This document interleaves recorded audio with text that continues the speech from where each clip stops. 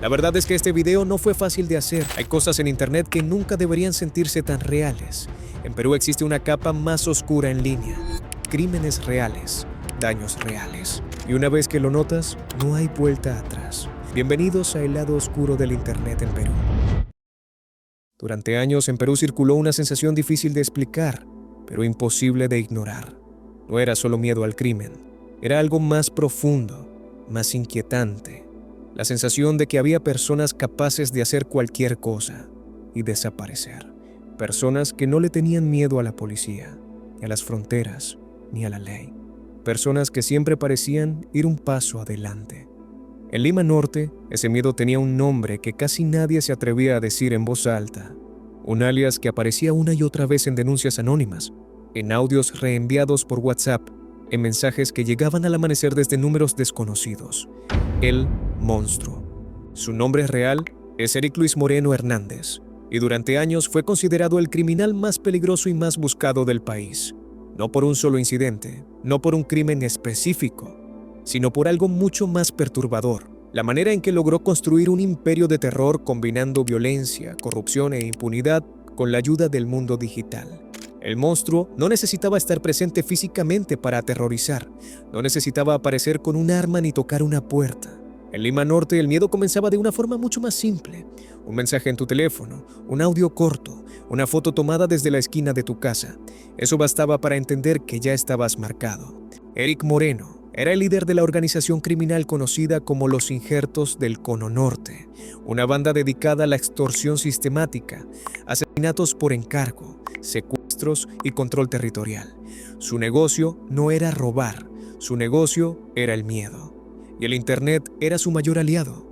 Conductores, comerciantes y pequeños empresarios vivían bajo amenazas constantes. El esquema siempre era el mismo: pagas o mueres. Pagas o quemamos tu negocio. Pagas o alguien que amas desaparece. Y esas amenazas no se hacían cara a cara. Se hacían por llamadas, por notas de voz, por mensajes cifrados. El monstruo entendió algo antes que muchos otros. El celular es una extensión del miedo. Sabía qué hora salías de tu casa. Sabía qué camión tomabas. Sabía qué escuela iban tus hijos. Y toda esa información te llegaba a través de una pantalla, fría, impersonal, imposible de discutir. Según investigaciones de la Fiscalía, al menos 12 asesinatos estuvieron directamente vinculados a órdenes de Eric Moreno. 12 muertes confirmadas. Pero quienes realmente entendían cómo operaban estas bandas sabían que esa cifra probablemente era solo una parte de algo mucho más grande. Con el tiempo, su nombre se volvió sinónimo de terror. En Lima Norte, recibir un mensaje asociado a su alias significaba una sola cosa: no había escapatoria. Muchos pagaban sin denunciar, otros denunciaban y luego se arrepentían. Algunos simplemente nunca vivieron para contar su historia. La magnitud del problema obligó al Estado peruano a reaccionar. El Ministerio del Interior ofreció una recompensa histórica: casi 1 millón de soles, alrededor de $300,000 estadounidenses, por información que llevara a su captura. Era una señal clara: el monstruo se había convertido en una prioridad nacional. Pero cuando la policía empezó a acercarse, Moreno hizo lo que mejor sabía hacer: desaparecer. Su fuga no fue improvisada, fue planeada, fría y meticulosa. Cruzó fronteras por rutas clandestinas, evitó controles migratorios y dejó atrás el país que había llenado de miedo. Bolivia fue uno de sus primeros refugios, luego Brasil, luego Paraguay, siempre en movimiento, siempre cambiando de identidad. Las investigaciones revelaron algo perturbador.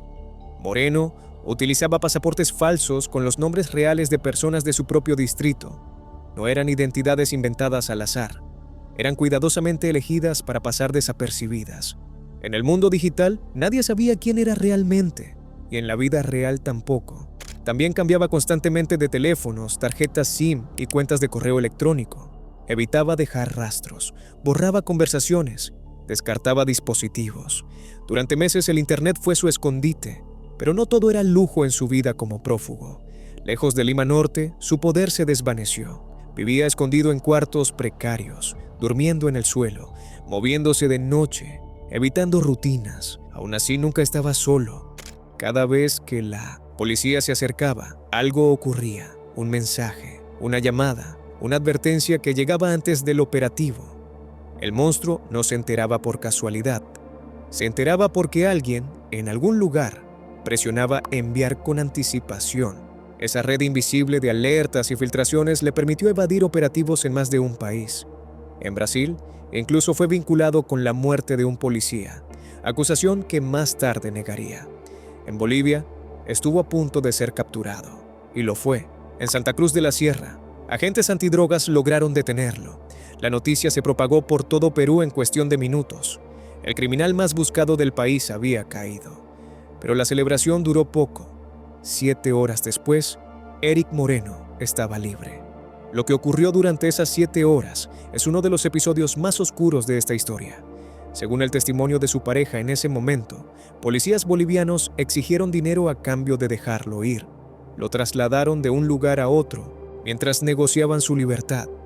No hubo declaraciones claras, no hubo registros oficiales, pero sí hubo llamadas borradas, mensajes que nunca se guardaron, decisiones tomadas fuera de cualquier sistema formal. El monstruo no escapó simplemente caminando, escapó entre pantallas apagadas y conversaciones invisibles. La indignación fue inmediata. ¿Cómo era posible que uno de los criminales más peligrosos de Sudamérica fuera capturado y liberado el mismo día? Nadie dio explicaciones claras, nadie asumió responsabilidades, y el monstruo siguió huyendo. Después de Bolivia, entendió que tenía que ser aún más cuidadoso. Cruzó a Paraguay, convencido de que podría desaparecer otra vez. Pero esta vez, algo cambió. Su red de apoyo comenzaba a resquebrajarse. En Perú, la policía apenas había detenido a familiares y colaboradores cercanos. La red ya no era solo física, era digital, financiera y humana. El error final fue tecnológico. Moreno reutilizó un teléfono vinculado a una cuenta de correo electrónico que ya estaba bajo vigilancia. Un pequeño descuido, un rastro mínimo. Durante años, había usado el Internet para esconderse. Al final, fue el Internet el que lo traicionó. Una denuncia anónima hizo el resto. La ubicación llegó a las autoridades paraguayas, que decidieron actuar de manera diferente. El operativo en San Lorenzo se manejó con absoluto secreto. Solo un pequeño grupo de altos mandos conocía la información exacta. Ni siquiera notificaron a la policía peruana hasta el último momento, por temor a filtraciones. Al caer la noche, más de 50 agentes rodearon la casa. Cuando irrumpieron, encontraron a Eric Moreno tranquilo, vestido de manera sencilla, sin saber que esta vez no habría escapatoria. Fue reducido en segundos. Entre sus pertenencias encontraron varios pasaportes falsos cuidadosamente seleccionados. Mientras lo esposaban, hizo una pregunta que lo decía todo. ¿Quién me delató? Incluso entonces intentó hacer lo de siempre. Ofreció dinero, mucho dinero. Se habló de hasta $1 millón. Pero esta vez no funcionó. Nadie aceptó. Su captura fue un golpe directo al crimen organizado transnacional. El monstruo fue trasladado a una prisión de máxima seguridad mientras comenzaban los trámites de extradición. En Perú, la noticia fue recibida con alivio y con una pregunta incómoda. ¿Cómo había logrado escapar tantas veces? ¿Quién lo ayudó? ¿Quién miró hacia otro lado? El caso abrió un profundo debate sobre la integridad de las instituciones. Legisladores exigieron que Moreno fuera interrogado antes de su extradición para identificar a posibles cómplices dentro del Estado. La sospecha era clara. Nadie escapa tantas veces sin ayuda interna. Hoy, Eric Moreno espera que se haga justicia, pero su historia dejó una marca imborrable, porque más allá de los asesinatos, las extorsiones y las fugas, el monstruo expuso algo mucho más perturbador, que el verdadero terror no siempre proviene de un arma. A veces llega en un mensaje, en una llamada, en una pantalla que brilla en medio de la noche. Porque en Perú, el lado más oscuro de Internet no siempre está en la Deep Web. A veces está en el teléfono que llevas en el bolsillo. El 10 de marzo de 2017, en Magdalena del Mar, Lima, Perú, Luis Sergio Ramírez Santos, de 19 años, se despidió de su madre como lo hacía todos los días y se dirigió a la universidad. A las 6:00 p.m., su madre recibió un mensaje de él, que pensó que sería para avisarle que ya iba de regreso a casa o que saldría con amigos. Pero cuando lo abrió, sus ojos no podían creer lo que estaban viendo. Era una foto aterradora de Luis inconsciente en el suelo, con varias lesiones extremadamente graves en el cuerpo y rodeado por un gran charco de sangre. Todo esto después de haberse reunido con una chica que había conocido en Tinder. Luis Sergio Ramírez Santos tenía 19 años. Vivía con su madre y su hermano, menor, en el distrito limeño de Magdalena del Mar. Era un joven tranquilo, reservado, dedicado a sus estudios universitarios y apasionado por la música. Estaba soltero, así que, como muchas personas de su edad, usaba Tinder para conocer chicas. No buscaba nada serio, simplemente estaba abierto a conversar y a vivir algo momentáneo con alguien que le llamara la atención. Ahí fue donde conoció a Ana Lucía Carranza Chiara, una joven de 21 años, también universitaria, que llevaba una vida aparentemente normal, pero con una personalidad bastante introvertida y reservada. En Tinder solía mostrarse accesible y amigable, aunque también podía ser impulsiva cuando alguien le interesaba.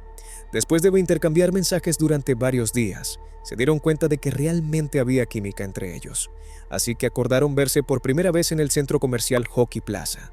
Caminaron, comieron helado y disfrutaron del tiempo juntos. Al final del día, antes de despedirse, Ana le pidió a Luis que la acompañara a su casa en San Juan del Lurigancho. Cuando llegaron, ella le preguntó si quería pasar. Él aceptó, y como era de esperarse, tuvieron un encuentro íntimo.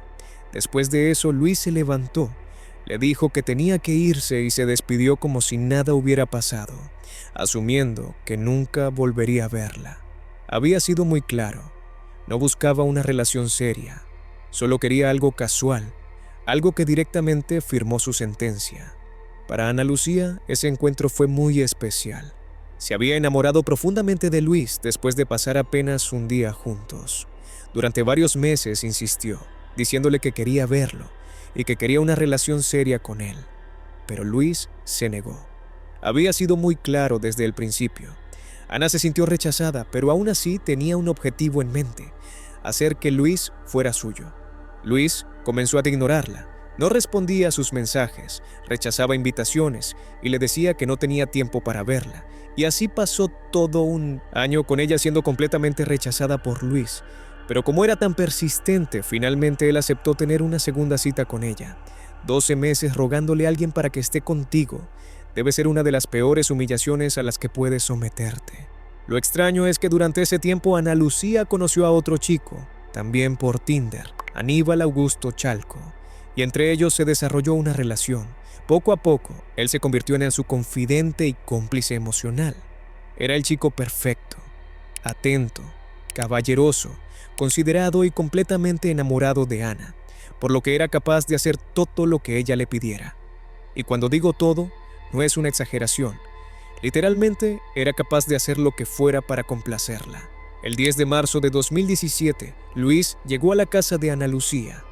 Para él, iba a ser un encuentro como cualquier otro, pasar un rato juntos y luego regresar a su casa con su madre y su hermano. Pero estaba completamente equivocado.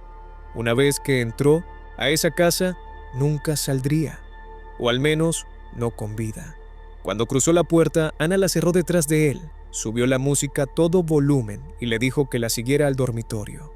Luis la siguió. Al entrar, se encontró con Aníbal parado frente a él, el novio actual de la chica con la que pensaba reunirse. Luis no entendía quién era, qué hacía ahí ni por qué sostenía una espada en las manos. De repente, y sin decir una palabra, Aníbal se abalanzó sobre él y lo atacó con la espada, cortándole gravemente parte del brazo derecho. El golpe lo tomó por sorpresa y cayó al suelo mientras su brazo comenzaba a sangrar rápidamente. En ese momento, Ana Lucía comenzó a golpearlo y patearlo.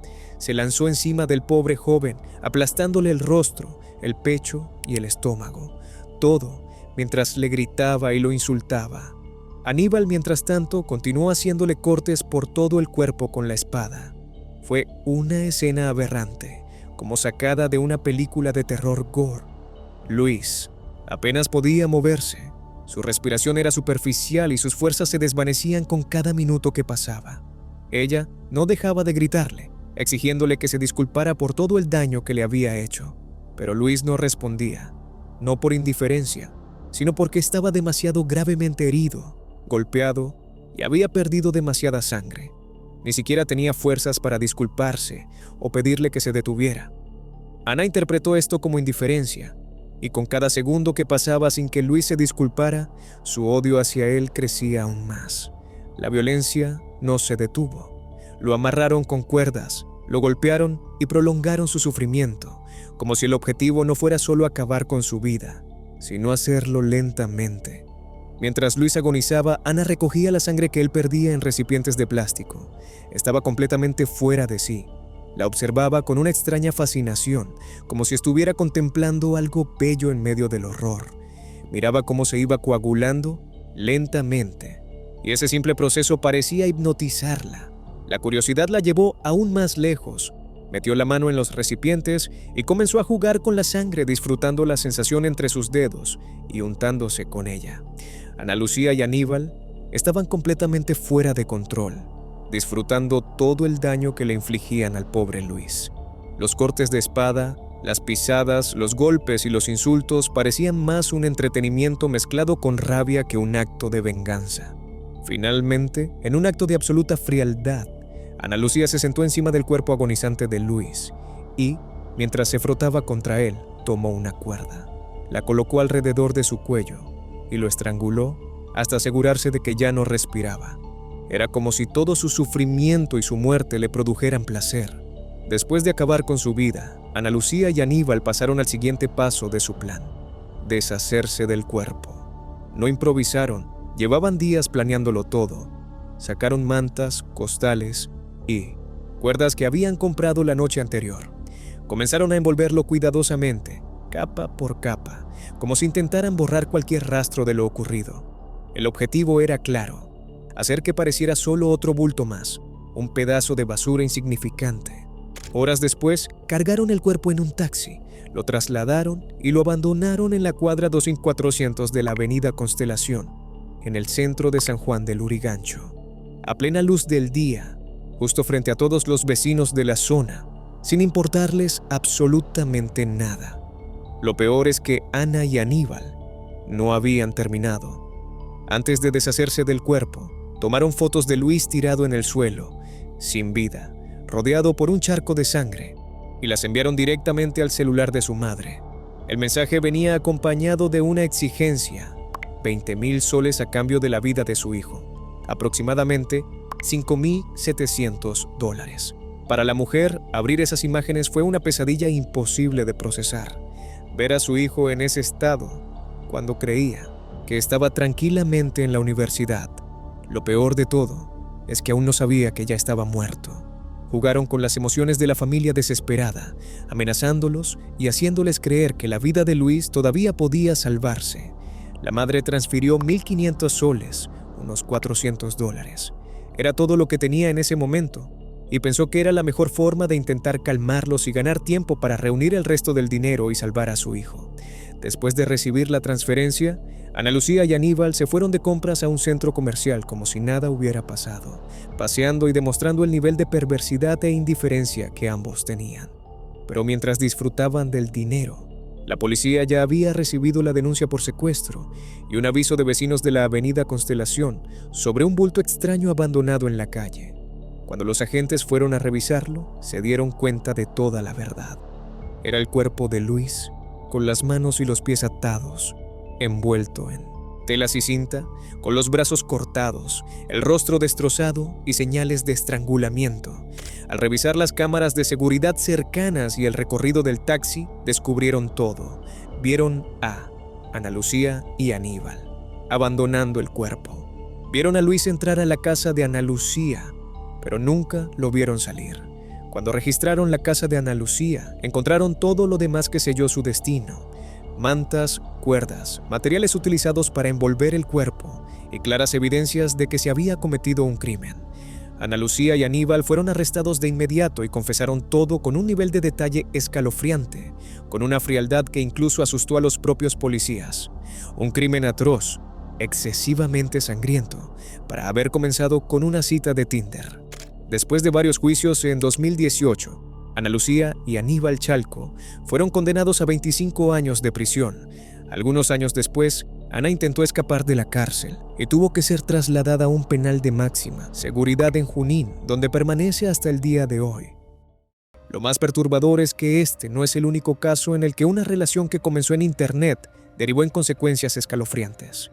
En junio de 2020, en plena pandemia, un solo mensaje de Facebook fue suficiente para captar la atención de varias niñas de entre 12 y 14 años. Lo que parecía un simple juego virtual se convirtió en un mundo de reglas absurdas y amenazas. Todo gracias a uno de los depredadores más perturbadores del Perú. En 2020, cuando la pandemia nos mantuvo a todos encerrados en nuestras casas, las redes sociales se convirtieron en el lugar donde muchos adolescentes pasaban la mayor parte de su tiempo. Entre ellos había niñas de 12 a 14 años, buscando distracciones en chats y nuevas amistades virtuales. Fue entonces cuando apareció un supuesto chico, amable, atento, cariñoso y ansioso por ser el novio virtual de muchas de esas niñas en Lima. Al principio, para estas adolescentes, inocentes, todo iba de maravilla. Habían conocido al chico perfecto y para muchas de ellas era lo más cercano que habían estado a tener un romance real.